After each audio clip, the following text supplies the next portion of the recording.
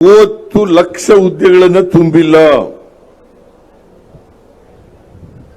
ಸಾಮಾಜಿಕ ನ್ಯಾಯದ ಬಗ್ಗೆ ಬಹಳ ಗಂಟೆಗಟ್ಟಲೆ ಮಾತಾಡ್ತಾರೆ. 30 ಲಕ್ಷ ಹುದ್ದೆಗಳನ್ನು ತುಂಬಿದ್ರೆ ಸುಮಾರು 50% ಪರಿಶಿಷ್ಟ ಜಾತಿ, ಪರಿಶಿಷ್ಟ ವರ್ಗದವರಿಗೆ, ಹಿಂದುಳಿದವರಿಗೆ, ಅಲ್ಪಸಂಖ್ಯಾತರಿಗೆ ಮೀಸಲಾತಿ ಸಿಗ್ತದೆ.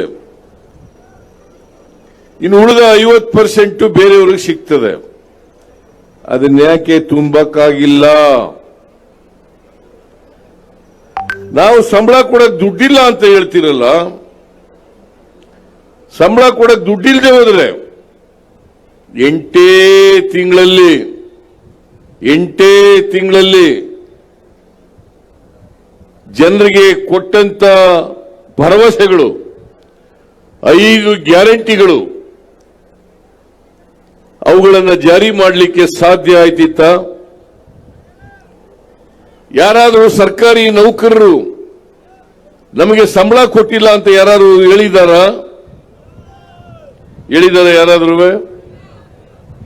ನರೇಂದ್ರ ಮೋದಿಯವರು ಈ ದೇಶದ ಪ್ರಧಾನಮಂತ್ರಿಯಾಗಿ ಈ ತರ ಮಹಾನ್ ಸುಳ್ಳು ಹೇಳ್ತಾರಲ್ಲ, ಈ ಸುಳ್ಳುಗಳನ್ನ ಜನ ನಂಬಬೇಕಾ? ದಾರಿ ತಪ್ಪಿಸ್ತಕ್ಕಂಥ ಕೆಲಸವನ್ನ ಮಾಡ್ತಾ ಇದ್ದಾರೆ. ಈ ಗ್ಯಾರಂಟಿಗಳನ್ನ ಜಾರಿ ಮಾಡಿದ ಮೇಲೆ ಸರ್ಕಾರದ ಖಜಾನೆ ಖಾಲಿಯಾಗಿಲ್ಲ. ಎಲ್ಲ ಅಭಿವೃದ್ಧಿ ಕೆಲಸಗಳು ಕೂಡ ನಡೀತಾ